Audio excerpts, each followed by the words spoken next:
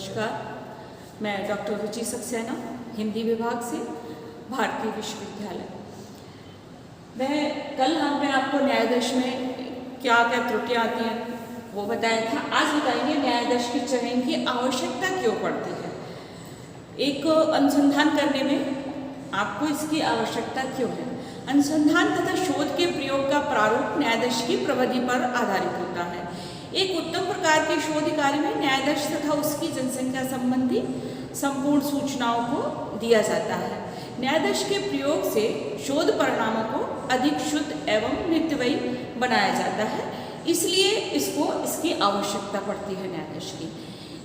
इसकी आवश्यकता के कई कारण होते हैं। सबसे पहला समय की बचत, फिर धन की बचत, अधिक शुद्ध ज्ञान, प्रशासकीय सुविधाएं, विस्तृत जानकारी, संपूर्ण जनसंख्या का अध्ययन और विश्वसनीयता। ये पॉइंट पर आज हम आपको बताएंगे कि क्या है।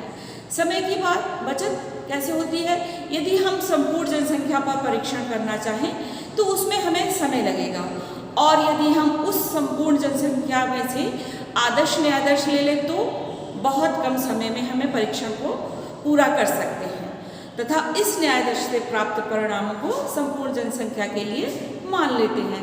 जैसे कि आपको बताएं, कोई खेत है और उसकी हमें मिट्टी का परीक्षण करना है, उसकी उर्वरकता देखनी है, उसकी क्वालिटी देखनी है, तो हम पूरे खेत का परीक्षण करेंगे तो हमें समय भी लगेगा और हमारा धन भी अधिक व्यय होगा, और हो सकता है कि उसका जो परिणाम आए वो उतना शुद्ध ना आए। तो हमको क्या करना है, उस मिट्टी में से, उस खेत की मिट्टी में से थोड़ा सा मिट्टी लेकर उसकी उर्वरकता को जांच करवानी है, तो उसमें हमें कम समय में और सही परीक्षण, सही परिणाम हमको मिल जाएगा और हमारा समय की बहुत बचत होगी। अतः वह न्यायाधीश संपूर्ण जनसंख्या का प्रतिनिधित्व करता है, यानी कि वो मिट्टी जो परीक्षण हमने की है वो पूरे खेत की मिट्टी का परिणाम देगा, कि जो परिणाम उस छोटी सी मिट्टी में आया है वो पूरे खेत की उसको दिखाएगा और हमें समय का बचत भी हो जाएगा। नेक्स्ट पॉइंट आता है हमारा धन की बचत। धन की बचत, यदि हम संपूर्ण जनसंख्या पर परीक्षण करेंगे तो परीक्षण में समय अधिक लगेगा ही और धन भी अधिक व्यय होगा। जैसा अभी हमने बताया आपको कि जब हम पूरे खेत की मिट्टी की जांच करेंगे तो उसमें हमारा बहुत धन लगेगा, और कम में करेंगे तो कम समय में और कम धन में हो जाएगा। तो इसलिए न्यायाधीश का चयन करके उसको परीक्षण करें तथा उससे प्राप्त परिणामों को पूर्ण जनसंख्या का परिणाम मान लें, तो हमें जनसंख्या की अपेक्षा न्यायाधीश पर कम धन व्यय करना पड़ेगा और हमारा परिणाम भी हमको जल्दी मिल जाएगा। नेक्स्ट पॉइंट आता है हमारा अधिक शुद्ध ज्ञान। जब हम संपूर्ण जाति अथवा जनसंख्या पर परीक्षण करते हैं तो उनसे प्राप्त परिणामों में अधिक त्रुटियों की संभावना रहती है, क्योंकि हम उतने व्यक्ति तक पहुंच नहीं पाएंगे और कुछ व्यक्ति उस चीज़ को जानते नहीं हैं, तो उससे हमारे परिणामों में गलतियां आएंगी। तो हमें, जब हम न्यायाधीश ले लेंगे, उन व्यक्तियों में से छांटकर कुछ लोगों को लेंगे तो हमारा परिणाम भी सही आएगा और उसका जो त्रुटियां हैं वो भी कम होगी, क्योंकि परीक्षण प्रत्येक दृष्टिकोण से नहीं हो पाता है, लेकिन चयन किए गए प्रतिनिधि न्यायाधीश से प्राप्त परिणामों में त्रुटियों की संभावना कम हो जाती है, क्योंकि जनसंख्या के अनुपात में न्यायाधीश बहुत छोटा होता है, उस पर परीक्षण सही रूप में किया जा सकता है। अतः न्यायाधीश से प्राप्त परिणाम अधिक शुद्ध और वैध होते हैं। नेक्स्ट पॉइंट आता है हमारा प्रशासकीय सुविधाएं। यदि हम संपूर्ण जनसंख्या पर परीक्षण करना चाहते हैं तो हमें उस परीक्षण को प्रशासित करने में अनेक असुविधाएं का सामना करना पड़ सकता है, और हम परीक्षणों में को भली भांति प्रशासित नहीं कर सकते हैं। प्रशासित नहीं तो हम उसको भली भांति उसके मार्ग पर नहीं जा सकते हैं कि हमें जाना है तो हम पूरे लोगों की जनसंख्या को लेके जाएं या उसको करें, तो नहीं कर पाएंगे और हमें उसका गलत परिणाम मिल जाएगा और असुविधा का सामना भी करना पड़ेगा और परीक्षण भी हमें सही तरीके से नहीं मिल पाएगा। लेकिन जनसंख्या के प्रतिनिधित्व पर परीक्षण को प्रशिक्षित करने में काफ़ी सुविधा होगी, क्योंकि न्यायाधीश छोटा होता है, इसलिए हम परीक्षण को सरलता से प्रशासित कर सकते हैं। नेक्स्ट पॉइंट हमारा आता है विस्तृत जानकारी। यदि आप किसी विषय के बारे में कोई जानकारी लेना चाहते हैं तो संपूर्ण जनसंख्या की अपेक्षा न्यायाधीश द्वारा उस विषय की जानकारी अधिक विस्तृत एवं ठोस रूप में कर सकते हैं। जैसे कि हमें कहीं किसी की जाति का या जनसंख्या का अध्ययन करना है तो हम पूरे दुर्ग की जनसंख्या का अध्ययन करेंगे तो पूरा हमें जानकारी पूरी तरीके से नहीं मिलेगी, पूरे डिस्ट्रिक्ट का।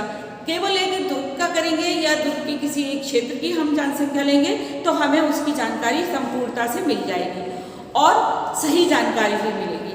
अतः संपूर्ण जनसंख्या का अध्ययन करने के लिए विस्तृत जानकारी करना असंभव है। अतः न्यायाधीश के परिणामों में हम अपने ज्ञान का विस्तृत कर लेते हैं और जानकारी भी हम शुद्ध प्राप्त करते हैं, और समय और धन की तो जैसा बताया आपको हमेशा बचत ही होती है। नेक्स्ट पॉइंट आता है हमारा संपूर्ण जनसंख्या का अध्ययन।